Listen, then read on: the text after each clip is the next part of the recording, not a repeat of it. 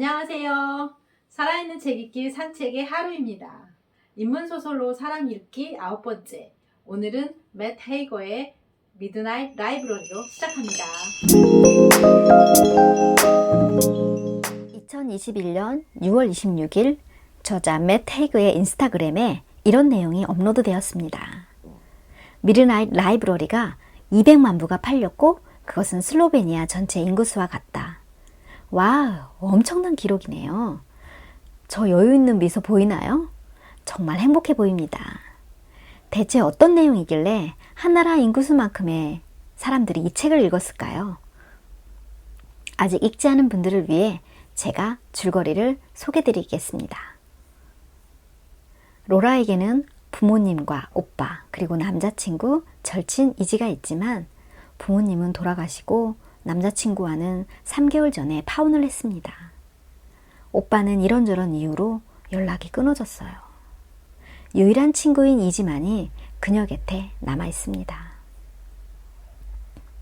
힘겹게 하루하루를 버티고 있는 그녀에게 어느 날 갑자기 견디기 힘든 일들이 한꺼번에 쏟아집니다. 자신의 반려묘의 죽음, 해고, 친구의 독설, 그리고 이지의 연락두절. 게다가 유일하게 자신이 쓸모있음을 느끼게 해줬던 이웃 할아버지 돕기와 피아노 레슨의 중단. 이제 아무도 그녀를 필요로 하지 않는다는 생각에 로라는 자신이 사라지는 편이 좋겠다는 생각을 하고 그것을 실천해버립니다. 영영시, 영영분, 영영초. 눈을 떴을 때 로라는 삶과 죽음의 사이에 있는 자정의 도서관에서 후회의 책을 만납니다. 그 책에는 이제까지 살면서 로라가 했던 모든 후회가 전부 기록되어 있다고 앨런 부인이 말해줍니다. 책이 굉장히 두껍습니다. 앨런 부인은 어릴 적 그녀가 자주 가던 도서관의 사서였는데 이렇게 만나게 되었습니다. 그녀는 로라에게 책장을 여는 순간 그녀가 살아보지 못한 삶을 살 수 있는 문이 열린다고 말하며 여러 삶을 살아보도록 도와줍니다.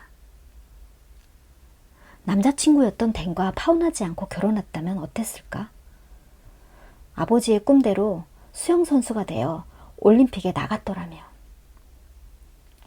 오빠와 함께 계속 노래를 불렀다면, 이지와 함께 오스트레일리아로 떠났더라면, 로라는 자신의 선택으로 살아보지 못했던 여러 삶을 경험합니다. 하지만 댄과의 결혼은 댄 후 외도로 실망스러웠고 수영선수로 올림픽 금메달을 2개나 따서 명성을 얻었지만 엄마의 죽음에 괴로워합니다. 가수가 되어 수많은 팬들의 환호를 받지만 정작 오빠는 약물 중독으로 로라 곁에 없었습니다. 마찬가지로 이지를 따라 오스트레일리아 갔지만 이지는 그녀 곁에 없었어요.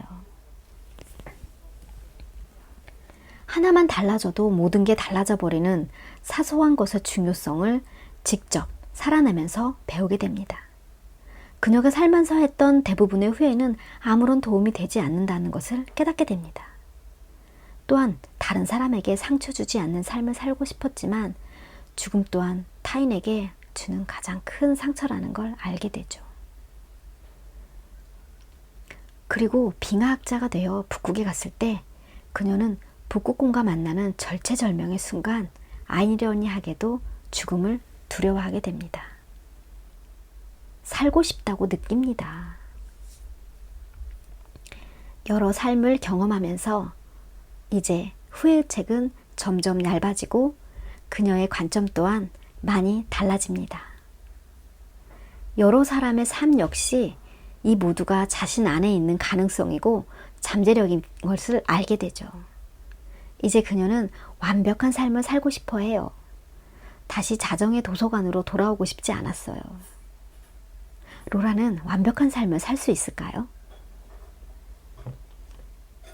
네, 완벽한 삶을 만납니다.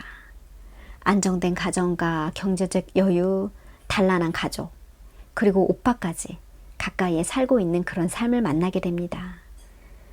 분에 넘치고 행복해합니다. 자정의 도서관에 돌아가지 않고 그곳에 살고 싶어 하지만 왠지 모르게 시간이 지날수록 그곳은 그녀의 자리가 아니라는 것을 깨달아요. 누군가의 자리를 뺏고 있다는 느낌을 감출 수가 없었죠.